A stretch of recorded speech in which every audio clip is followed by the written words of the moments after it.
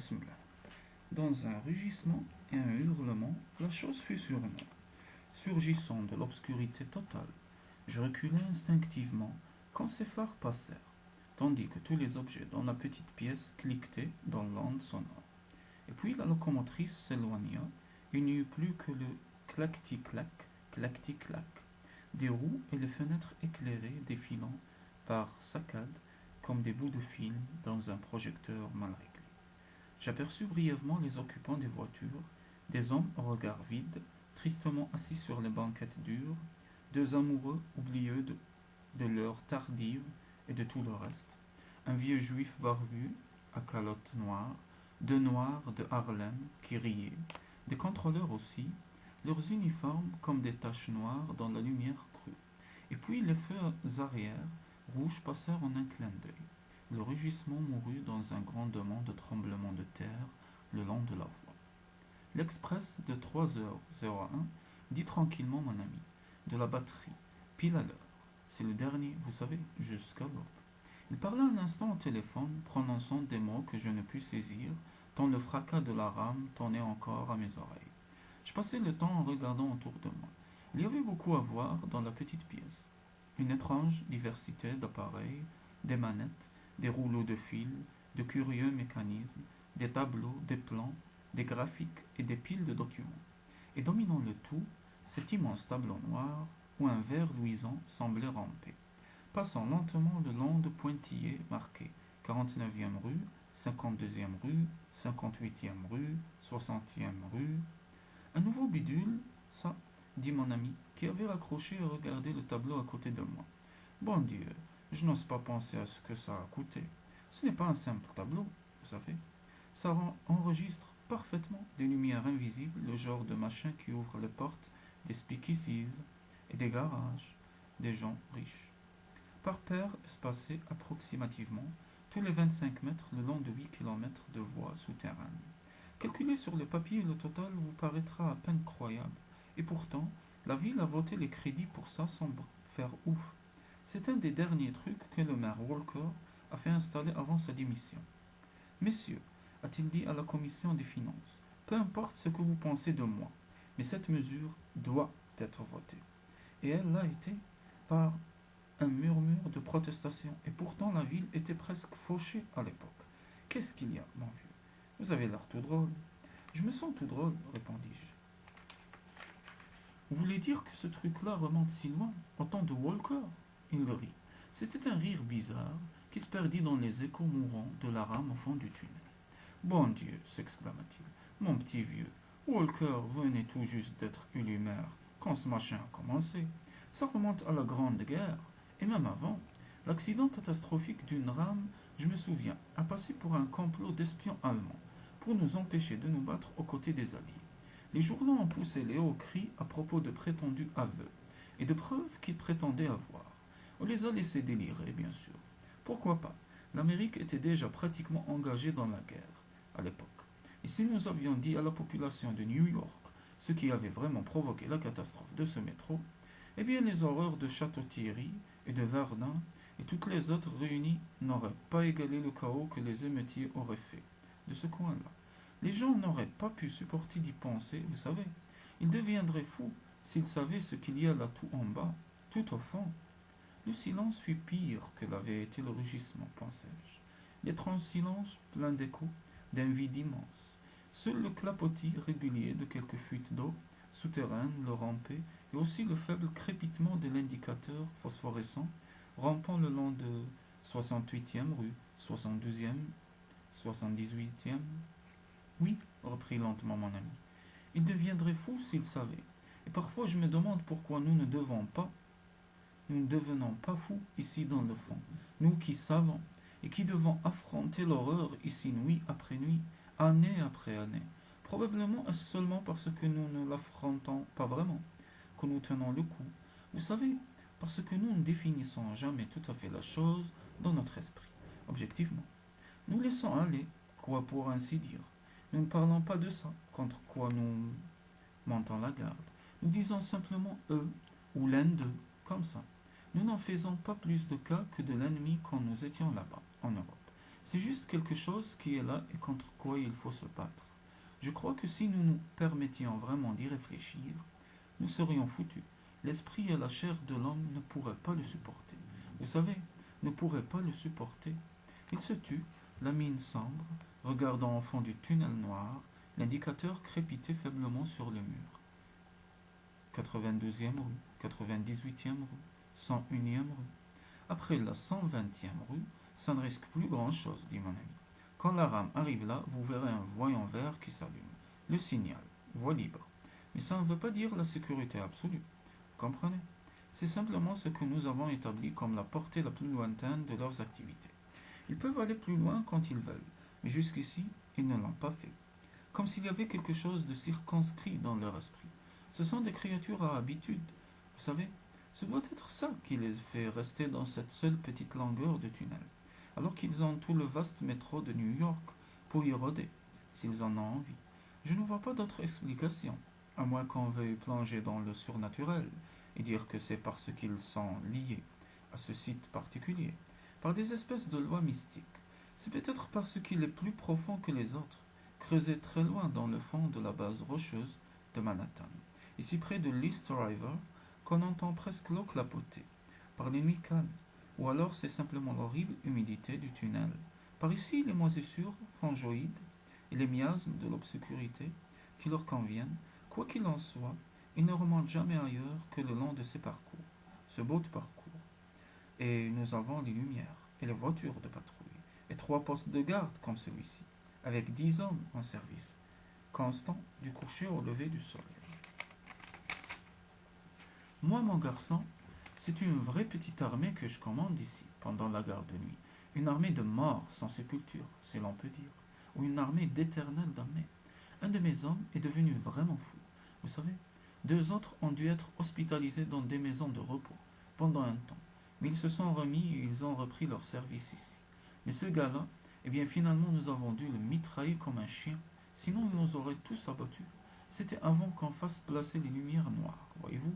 Et il a pu se cacher dans le tunnel pendant des jours et des jours sans que nous puissions le trouver. Parfois quand on patrouillait, on l'entendait hurler. On voyait ses yeux briller dans le noir comme ceux des autres. Alors nous avons découvert qu'il était complètement fou. Et finalement nous l'avons traqué, repéré et tué.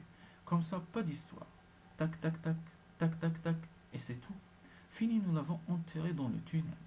Et maintenant, les rames lui passent dessus. Oh, ça n'avait rien d'irrégulier, cette affaire, non. Nous avons rédigé tous les rapports, nous avons obtenu l'autorisation de sa famille et ainsi de suite. Seulement, nous ne pouvions tout simplement pas emmener le pauvre type en haut, à la surface, et courir le risque que des gens le voient avant qu'il soit interné. Voyez-vous, il y avait comme qui dirait des modifications. Je ne veux pas insister là-dessus. Mais sa figure, eh bien le changement ne faisait que commencer, bien sûr. Mais on ne pouvait pas s'y tromper. Il s'est déshumanisé tout à fait, voyez. Ça aurait fait pas mal de raffus là-haut. Rien qu'à voir cette figure, et puis il y avait d'autres détails. Des choses que j'ai découvertes seulement quand j'ai disséqué son corps. Mais j'aime mieux ne pas insister là-dessus non plus. Mon vieux, si ça ne vous fait rien. Bref, quoi nous avons dû faire, plutôt attention ici ou pas, nous tous de la brigade spéciale, c'est pour ça que nous avons ces conditions de travail si particulières. Nous portons des uniformes de la police, naturellement, mais nous ne sommes pas soumis à la discipline ordinaire de la police. Bon Dieu, ce qu'un flic de la surface penserait d'avoir congé une nuit sur 2 et toute la journée à lui, et avec un salaire qui, vous vous rendez compte, un caporal ici dans le fond gagne autant qu'un inspecteur là-haut. Mais tout bien pesé, je pense que nous ne voyons pas ce que nous gagnons. Moi en tout cas je le sais. Bien sûr je ne peux pas vous dire combien je gagne. Ils m'ont fait promettre de ne jamais le dire quand ils m'ont embauché au Muséum d'Histoire Naturelle. Tenez, j'aime mieux ne pas penser au temps que ça fait. Mais c'était il y a longtemps. J'étais le professeur Gordon Craig, à l'époque. Vous savez, et non pas l'inspecteur Craig de la police de New York. Et je revenais tout juste de la première expédition africaine de Carl Ackley. Une enquête sur les gorilles, c'est pour ça qu'ils m'ont apporté la chose pour que je l'examine. Voyez-vous, après cette première catastrophe dans le métro, qui ne fonctionnait que depuis un an, on l'avait trouvé écrasé sous les débris d'une voiture, hurlant de douleur à cause des projecteurs braqués sur ses yeux blancs. Elle semblait d'ailleurs être morte de ses lumières autant que de l'accident. Organiquement, elle n'avait pas particulièrement souffert, à part une fracture ou deux. On me l'a donc apporté parce que je passais pour la principale autorité du muséum, dans le domaine des singes, et je l'ai examiné. Croyez-moi, je l'ai examiné à fond, je vous jure, 6 jours et 6 nuits sans sommeil, pratiquement sans repos, pour analyser ce cadavre jusqu'au dernier lambeau de tissu, jusqu'à la dernière touffe de poils. Aucun savant au monde n'avait encore eu une occasion pareille et j'en tirais le maximum. J'ai découvert tout ce qu'il y avait à découvrir avant de m'écrouler sur ma table de laboratoire et d'être transporté à l'hôpital. Naturellement, dès le début, j'avais pu dire que la chose n'était pas un singe. Il y avait bien une structure vaguement anthropoïde, et les globules sanguins étaient presque humains, étonnamment humains. Mais la tête et les appendices en forme de pelle, ainsi que le développement musculaire ne rappelaient absolument pas ceux d'un homme, ou d'une bête commune, vivant sur cette terre. En fait, la chose n'avait jamais vécu sur Terre. Elle serait morte en 30 secondes à la surface, tout comme un ver de terre exposé au grand soleil. Et je crains que mon rapport aux autorités ne les ait guère éclairés. Après tout, même un collègue, un autre savant, aurait eu du mal à concilier ma classification d'une espèce de taupe géante se nourrissant de charognes, avec mes divagations sur le développement canin et simiesque des membres, et mon insistance absurde sur un développement crânien étrangement humanoïde et des surconvolutions cérébrales indiquant un certain degré d'intelligence qui... Ah non, inutile de rappeler tout cela à présent. En faisant part de mes découvertes, j'étais certain qu'on allait demander à une commission sanitaire de m'examiner. Mais on m'a offert au contraire le poste de chef de la brigade spéciale, à un salaire que je trouvais fantastique, pour ne pas dire plus. Davantage par mois que ce que je gagnais en un an en muséum. Parce que, comprenez-vous, ils avaient déjà fait énormément de déductions sans que j'aie besoin de leur donner d'explications. Ils connaissaient des faits qu'ils m'avaient volontairement cachés pour ne pas influencer mon rapport. Ils savaient que l'on avait fait dérailler cette rame exprès. La voie sabotée le prouvait sans l'ombre d'un doute. Pas moins de 3 traverses avaient été ôtées et déposées plus loin dans le tunnel. Et l'état de la terre autour des voitures disloquées révélait de manière concluante qu'un travail de sape avait été effectué. C'était comme une gigantesque taupinière en pire, et pendant que j'analysais le contenu de l'estomac et les tissus corporels pour tenter de découvrir de quoi se nourrissait mon sujet, on avait enterré secrètement et avec un luxe de précaution inouï les corps à demi desséchés d'une demi-douzaine d'hommes, de femmes et d'enfants qui n'étaient pas morts dans la catastrophe, mon vieux. Ils n'étaient pas morts dans l'accident, pas plus que cette chose hurlante qui s'était cachée les yeux de la lumière. Quand on l'avait trouvée sous les tôles tordues, surprise alors qu'elle cherchait à en tirer une victime morte. Dieu, quel lit de chaos ce devait être avant l'arrivée des équipes de secours. Heureusement, bien sûr, l'obscurité était totale.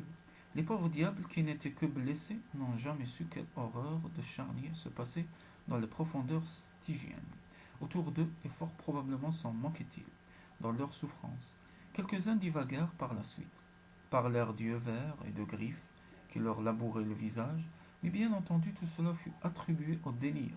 Même l'homme qui avait eu le bras à moitié mangé n'en a jamais rien su. Les chirurgiens ont immédiatement amputé le moignant et lui ont dit ensuite qu'il avait perdu son bras dans l'accident. Il est encore vivant aujourd'hui, béatement ignorant de ce qui a failli lui arriver cette nuit-là. Vous seriez surpris, mon garçon, de voir combien il est facile d'étouffer une affaire quand on est soutenu par toute l'administration d'une ville. Et croyez-moi, nous avons vraiment tout étouffé. Aucun journaliste n'a jamais eu le droit d'examiner le lieu de l'accident. Les débris des voitures, liberté de la presse ou non, le gouvernement voulait nommer une commission d'enquête. Nous avons pu empêcher ça. Et quand les équipes ont eu fini de dégager la voie, d'emporter les débris, les épaves et jusqu'à la dernière victime, la brigade spéciale était déjà entrée en scène. Et elle monte la garde depuis plus de 20 ans. Au début, c'était terrible, bien sûr. Nous ne disposions pas de toute cette technique, de ces appareils modernes. Nous n'avions que des lanternes, des fusils et des plateformes à bras pour patrouiller le long de près de 8 kilomètres de voie souterraine. Une poignée de faibles mortels contre l'enfer lui-même, dans les ténèbres éternelles de ces longs tunnels d'ombre, très loin au-dessous de la ville. Mais il n'y a plus eu de catastrophe une fois que nous avons été là. Je peux vous l'affirmer. Un accident ou deux, oui. Comment pouvions-nous les empêcher? Nous faisions absolument tout ce que nous pouvions, comme nous avons travaillé pendant ces premières années. Une fois, nous avons creusé un puits de près de 20 mètres, à un endroit où nous avions constaté des anomalies le long de la voie et entendu des bruits encore plus étranges. Une autre fois, nous avons bouché le tunnel sur une longueur de 2 kilomètres et l'avons empli de gaz toxique. Une nuit, nous avons dynamité. Mais pourquoi poursuivre? Tout était vain, absolument vain. Nous n'avions rien de tangible à combattre. Bien sûr, nous entendions parfois des bruits au cours de nos sinistres patrouilles dans le noir. Nos petites lanternes n'étaient que des points lumineux, infimes dans ces vastes souterrains de béton. Nous apercevions des yeux brillants. Au loin, nous trouvions de la terre remuée, là où l'instant d'avant, il n'y avait que du mâche-fer et du gravier bien tassé. De blanchâtre à peine entrevu, mais nous ne recevions en réponse qu'un rire caquetant, un rire aussi sauvage et sinistre que celui d'une hyène, s'en allant mourir sous terre. 1000 fois j'ai été tenté de tout abandonner, de remonter à la surface vers le soleil et la raison, d'oublier les horreurs de charnier de ce monde dément de Nyarlathotep, si loin sous terre.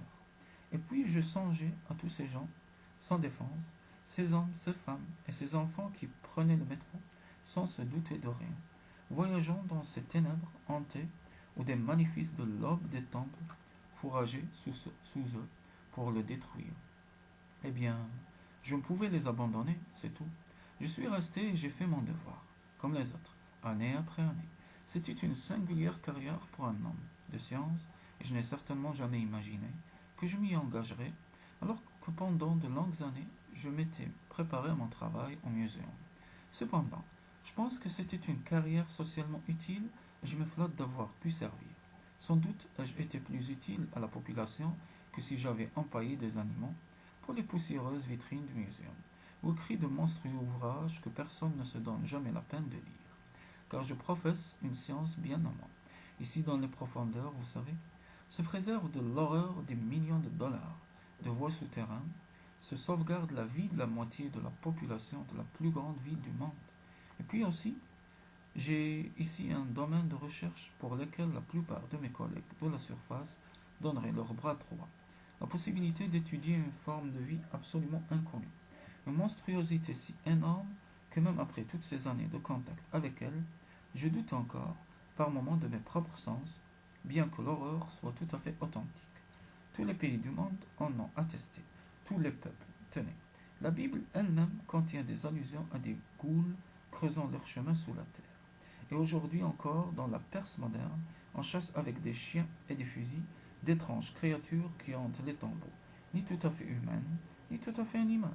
Et en Syrie, en Palestine, dans certaines régions de la Russie, mais pour en revenir à cet endroit particulier, eh bien vous seriez surpris du nombre de documents que nous avons retrouvés, du nombre de preuves réelles des choses que nous avons découvertes dans l'ancienne histoire de l'île de Manhattan, avant même la venue de l'homme blanc. Demandez au conservateur du musée des aborigènes, à Riverside Drive. Demandez-lui de vous parler des rites d'enterrement des Indiens de l'île il y a 1000 ans, des coutumes parfaitement inexplicables à moins de tenir compte de la chose contre laquelle nous nous protégeons. Et demandez-lui de vous montrer ce crâne, mi-humain, mi-canin, exhumé d'un tumulus indien près d'Albany, assez loin d'ici par conséquent, et ses robes de cérémonie de chaman aborigène, portant des dessins très nets de choses blanchâtres creusant, telles des araignées sous des tunnels stylisés, et faisant d'autres choses aussi, ce qui démontre que les artistes indiens devaient avoir connu ces créatures et leurs habitudes. Ah oui, tout est là, noir sur blanc. Tout était là une fois que nous avons su lire. Et même après la venue de l'homme blanc, que dire des premiers écrits des anciens colons hollandais, de Jan van der Hees et de Walter van Twiller. Même certaines œuvres de Washington Irving ont quelque chose de magnifique, une fois qu'on sait les comprendre. Il y a des passages tout à fait étranges dans l'histoire de la ville de New York. Il y eut fait mention de patrouilles de garde effectuées sans dessein rationnel, la nuit dans les rues de jadis, particulièrement aux abords du cimetière, d'incursions dans le noir, de tirs au fusil à pierre, de tombes creusées à la hâte et comblées avant que l'aube réveille la ville. Et puis, les auteurs modernes, Seigneur. Il y a toute une bibliothèque sur le sujet. L'un d'eux, un grand chercheur en ce domaine, possédait autant de renseignements sur eux, d'après ses lectures, que j'ai moi-même pu en glaner au long de mes années d'études ici dans le fond. Oh oui, Lovecraft m'a beaucoup appris, tout comme je lui ai beaucoup enseigné. C'est de là que vient, eh bien, ce que l'on pourrait appeler l'authenticité de certains de ses récits les plus connus. Bien sûr, il a dû émousser un peu les détails les plus forts, tout comme vous allez devoir le faire si jamais vous parlez de cela dans vos écrits. Mais même en supprimant le pire, il reste encore assez d'horreur et de cauchemars pour briser une âme humaine, si jamais l'on se permet de réfléchir à ce qui se passe ici dans le fond, sous la surface où règne la bienheureuse raison, très loin, au-dessous. Nous avons calculé, nous qui les étudions depuis si longtemps, qu'ils ont dû être assez nombreux jadis. Pas étonnant que les Indiens aient vendu l'île pour une bouchée de pain. Vous vendriez vous aussi votre maison pour rien si elle était envahie par une monstrueuse et redoutable vermine. Une vermine qui, mais avec la venue de la civilisation, les choses ont été décimées, tuées, victimes de pogroms, détruites par le feu et l'acier, par des hommes dont la nature impitoyable venait d'une haine farouche, qui anéantissaient et gardaient le silence sur leur massacre, qui se laissaient traiter de fous, jusqu'à ce que finalement les survivants maudits des choses se réfugient dans les profondeurs souterraines, creusent leurs galeries comme des vers jusqu'aux charnières que nous n'osons pas tenter de deviner jusqu'où, juste, mais nous pensons qu'il y a une faille dans la roche de base de l'île, quelque monstrueuse caverne qu'effleure le plus profond de tous les tunnels du métro, une fissure par laquelle ils peuvent s'insinuer. Il nous a fallu longtemps pour découvrir tout cela. Au début, nous pensions qu'il nous faudrait effectuer des patrouilles dans tout le réseau souterrain. Nous avions des gardes jusque sous le fleuve, et là-bas à Brooklyn et Queens, nous avions même peur que les choses montent dans les tunnels plus proches de la surface.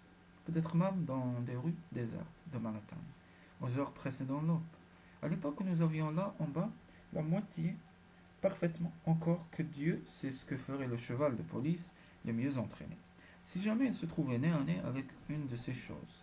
Mais les chevaux étaient plus rapides que les plateformes à bras que nous avions alors et pouvaient couvrir plus vaste territoire. Mais avec le temps, nous avons fini par assez bien nous organiser. C'est seulement dans cette portion de tunnel que réside le danger, et seulement à certaines heures de la nuit. Ne me demandez pas pourquoi ça ne remonte jamais pendant la journée, puisqu'il fait toujours nuit ici, dans les profondeurs à des centaines de pieds de la surface. C'est peut-être le passage constant des rames. Elles passent pendant la journée à 2 minutes d'intervalle, jusqu'à la fermeture des théâtres et des cinémas de Broadway. C'est seulement pendant 4 heures environ, la nuit, qu'il vient un moment où de longs kilomètres de tunnels sont déserts et silencieux, où n'importe quoi peut y aller et venir sans être vu. Alors c'est uniquement pendant ces heures-là que nous nous inquiétons vraiment. Voyez-vous, c'est seulement alors que nous sommes vigilants et sur nos gardes. Naturellement, ce n'est plus la guerre, comprenez-vous? Nous les traquons, ils ne nous chassent plus. Nous les traquons, ils hurlent de terreur. Nous les tuons ou les capturons, comme nous voulons. Oui, oui, j'ai bien dit capturons. 6 ou 7. Nous avons eu ici une sorte de monstrueux zoo du Bronx. Bien à nous, ou peut-être serait-il plus juste de dire une chambre des horreurs de Madame Tussaud. Pas en cire, mais bien vivante. J'ai des cages dans mon laboratoire. Il y a eu des moments où il nous a paru judicieux que des gens influents de la surface comprennent en quelque sorte l'importance de ce que nous accomplissions ici. Alors quand nous avons un sceptique, un opposant vraiment entêté à notre programme, nous l'y emmenons, nous lui tendons une lampe torche et nous le laissons le braquer lui-même sur ce qui est emprisonné là dans l'obscurité totale. Et nous nous tenons prêts à le soutenir quand il s'évanouit. Je vous l'assure, des tas de politiciens et de personnalités de l'hôtel de ville sont descendus ici, pourquoi pas. Ils ne peuvent absolument pas parler ensuite de ce qu'ils ont vu. Ils seraient enfermés chez le fou, et cela les rend beaucoup plus généreux pour voter des crédits. Notre ménagerie a eu un succès fou, seulement nous ne pouvions jamais la garder très longtemps. La simple proximité de ces créatures nous rendait si malades que finalement nous devions les tuer. Il n'y a aucun moyen de les supporter longtemps. Ce n'est pas tellement l'aspect de ces choses qui, ni même ce qu'elles mangent, Nous avons un stock inépuisable de ça à la morgue. Et pour quiconque a passé la moitié de sa vie dans ces salles de dissection, comme moi, ça pourrait être bien pire. Mais ils émanent des choses, une sorte d'horreur cosmique, qui est bien cela défie toute description. On ne peut tout simplement pas respirer le même air que ces créatures, vivre ensemble dans le même monde sensé. Et à la fin, nous devions les abattre, les mitrailler et les renvoyer sous terre à leurs amis et voisins, qui les attendaient apparemment. Du moins, nous avons ouvert ces tempes peu profondes. Quelques jours plus tard, il n'y avait plus qu'un os rangé ou deux. Et aussi, naturellement, nous en gardions en vie pour étudier leurs habitudes. J'ai rempli 2 volumes de notes pour mes successeurs qui poursuivront le combat quand je ne serai plus là. Mais si, mon vieux, il va falloir le poursuivre éternellement. J'en ai peur. Nous n'avons aucun espoir de les éliminer totalement. Vous savez, tout ce que nous pouvons faire, c'est tenir bon et nous défendre. Le combat continuera tant que ce tunnel-ci restera occupé. Vous imaginez nos édiles constants abandonnés pour rien 20 millions de dollars de voies souterraines. Je regrette, messieurs, mais voyez-vous, cet endroit est infesté de... Dieu, pensez aux gorges chaudes que l'on ferait de celui qui suggérerait une chose pareille à la surface. Tenez, même nous, pendant nos permissions, alors que nous nous promenons dans les rues ensoleillées, parmi nos semblables, avec le ciel bleu au-dessus de notre tête et en respirant l'air pur du bon Dieu, même nous, nous finissons par nous demander si toute cette horreur n'est pas simplement un mauvais rêve. C'est dur là-haut de se rendre compte de ce qui peut se passer dans les profondeurs crépusculaires de la terre, le rangement fou des ténèbres éternelles, là en dessous, très loin. Allô? Le téléphone avait sonné. Je l'entendis à peine parler brièvement. Je ne l'écoutais pas, sans doute parce que j'étais préoccupé par autre chose. Un léger crépitement sur le grand tableau noir, ou un petit voyant, plus de verre luisant cette fois, mais une seule minuscule étincelle, continuait de clignoter bizarrement. 79e rue, indiquait-il avec insistance. 79e rue. 79e. Mon ami raccrocha et se leva. Curieux, murmura-t-il. Très très curieux. La première alerte depuis des mois, ce soir justement, alors que nous parlions. On peut se demander, vous savez, si ces pouvoirs télépathiques surnaturels qu'on leur attribue. Quelque chose passa dans le tunnel, quelque chose qui se déplaçait si vite que j'eus à peine le temps de le distinguer. Rien qu'une petite plateforme basse à 4 roues, sans moteur visible. Cependant, cela filait à toute allure. Des hommes en uniforme y étaient accroupis, des objets scintillants dans les mains. Véhicule d'alerte numéro 1, me dit gravement mon ami. Notre version de la voiture de patrouille de surface, simplement un de ces petits fardiers électriques utilisés pour la construction souterraine, mais gonflé par nos ingénieurs pour atteindre facilement le 130. Il pourrait traverser tout le secteur en moins de 5 minutes, s'il le fallait. Mais ça n'arrive jamais, bien sûr. Un autre, avec aussi des mitrailleuses à bord, est parti de la 105e rue au même moment. Ils se rencontreront quelque part le long du tunnel, avec la perturbation entre eux. Écoutons-les. Il traversa la pièce et s'approcha de l'étrange appareil, poussa des manettes, tourna des cadrans, un bourdonnement et un crépitement montèrent d'une sorte de haut-parleur, ou l'amplificateur désuète posé sur l'une des consoles. Des microphones tous les 35 mètres, le long de la voie, m'expliqua mon ami. Une petite fortune pour les installer, eux aussi, mais un grand pas en avant pour augmenter notre efficacité, bien sûr. Un homme de garde écoute toute la nuit, d'un standard, et vous seriez surpris de savoir ce qu'il entend parfois. Nous devons, en opérant un roulement, relever les hommes très souvent. Ah, nous y voilà, microphone 290, à 300 mètres environ au-dessous d'un des coins les plus animés. Même à cette heure de la nuit, dans toutes les grandes métropoles. Écoutez, vous entendez ça? Ça. Ce fut un son qui me fit bondir de ma chaise. Un étrange rire monstrueusement faux, se transformant grandement et en gémissement. C'est ça, grinça mon ami. L'un d'eux, très certainement, peut-être plus d'un. Vous entendez ce grattement? Le roulement du gravier? Ils sont loin de se douter naturellement qu'il révèle leur présence. Ils ignorent complètement que les êtres humains modernes, comme nous, ont aujourd'hui quelques pouvoirs surnaturels, bien non. Ils ne savent pas que des 2 directions, la mort fonce sur le long de la voie sur des petites roues. Mais dans un petit moment, Ah, vous avez entendu ce roulement? Ces cris aigus, ça veut dire qu'ils ont vu une des plateformes. Ils s'enfuient follement dans le tunnel. À présent, leur voix s'éloigne. Maintenant, oui, maintenant ils refluent. L'autre véhicule, ils sont pris au piège entre les deux. Pas le temps de creuser, de fouiller, de s'enfuir dans leur terre salvatrice comme la vermine qu'ils sont. Non, non, démons, nous vous tenons, nous vous tenons. Entendez-les hurler, entendez-les crier de douleur. Ce sont les lumières, vous savez, des projecteurs éblouissants braqués sur des corps habituels, l'obscurité totale, qui brûle, qui calcine, qui les crame comme une véritable chaleur fulgurante. Et maintenant, tac, tac, tac, tac, tac, tac, tac, tac, tac, tac. Ce sont nos mitrailleuses qui entrent dans la danse, équipées de silencieux bien sûr, pour que les échos ne se répercutent pas au niveau supérieur, ne provoquent pas de questions. Mais elles crachent du plomb, ça oui, dans des corps blancs affolés, des crânes blancs aplatis, hurlez, hurlez bêtes de l'enfer, glapissez monstres des profondes charnières. Criez et vous verrez ce que cela vous rapportera. Vous êtes morts, morts, morts. Et alors, foutu crétin, qu'est-ce que vous regardez comme ça? Si ma vie en avait dépendu, j'aurais été incapable de lui répondre. Je ne pouvais détourner mon regard de ses yeux flamboyants, de son corps tapis comme pour bondir sur moi de l'autre bout de la pièce, de ses lèvres retroussées sur ses dents dans un grondement bestial. Pendant un long moment, nous restâmes tous deux figés. Puis soudain, il se laissa tomber sur une chaise et plaqua ses mains sur sa figure. Je le considérais, l'esprit malade, relevant mentalement les détails. Dieu, pourquoi ne les avais-je pas encore remarqués? Cet allongement de la mâchoire, cet aplatissement du front et du crâne, aucune tête humaine ne pouvait avoir pareille forme. Enfin il parla, sans lever les yeux. Je sais, souffla-t-il. Il y a déjà longtemps que je sens s'opérer la transformation. Elle nous touche tous, petit à petit. Mais pour moi c'est pire, parce que je suis le plus ancien. C'est pourquoi je ne remonte presque plus jamais à la surface. Même quand je suis en permission, la lumière est faible ici au fond. Mais jamais je n'oserais vous laisser voir ma figure en plein soleil. 25 ans, voyez-vous, 25 longues années interminables, ici au corps de l'enfer. Cela devait fatalement laisser une marque. Bien sûr, j'y étais préparé.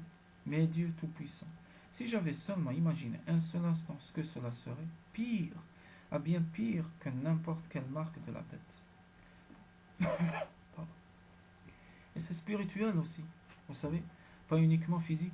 Il me vient des envies, parfois, ici dans la solitude de la nuit, des pensées et des désirs charnels qui anéantiraient votre âme si jamais je vous les confiais. Et cela ne fait qu'empirer. Je le sais, cela empirera jusqu'à ce que finalement je parte en courant comme un forcené dans le tunnel, comme ce pauvre diable dont je vous ai parlé. Et alors mes hommes devront m'abattre comme un chien enragé, comme ils ont déjà reçu l'ordre de le faire si jamais. Et pourtant la chose m'intéresse, je l'avoue.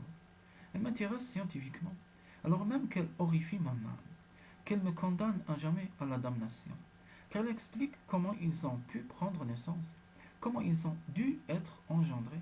En fait, à l'aube lointaine du monde, peut-être jamais tout à fait humain, bien entendu, peut-être jamais néandertal, ni même piltdown, quelque chose de plus primitif encore, proche de la bête, mais ensuite, quand ils ont été chassés sous terre, dans les cavernes, et puis plus profond encore, par la venue de l'homme, ils ont rétrogradé au cours des siècles et des millénaires, là dans ces ténèbres hantées, tout comme nous autres pauvres bougres rétrogradons ici dans le fond, du seul fait de notre contact avec eux, jusqu'à ce qu'aucun de nous ne soit plus jamais capable de marcher à la surface, sous le soleil bienfaisant, parmi nos semblables.